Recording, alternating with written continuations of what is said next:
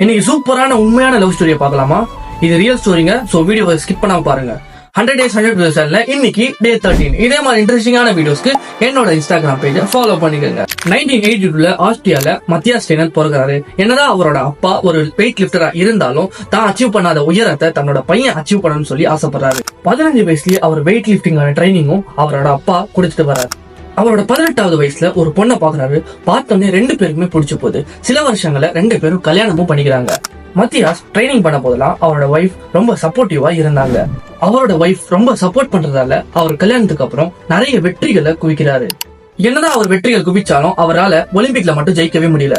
But இருந்தாலும் அவர் wife கிட்ட ஒரு பெரிய ப்ராமிஸ் பண்றாரு. என்னன்னா, இனிமே வரப்போற ஒலிம்பிக்ஸ்ல நான் கண்டிப்பா வின் பண்ணுவேன்னு சொல்லி அவரோட ஒய்ஃபும் ஒரு பெரிய எக்ஸ்பெக்டேஷன்ல வெயிட் பண்ணிட்டு இருந்தாங்க. ஆனா எதிர்பாராத விதமா ஒலிம்பிக் ஸ்டார்ட் ஆகிறதுக்கு சில மாசத்துக்கு முன்னாடி அவரோட ஒய்ஃப் ஒரு பெரிய கார் ஆக்சிடென்ட்ல சிக்கி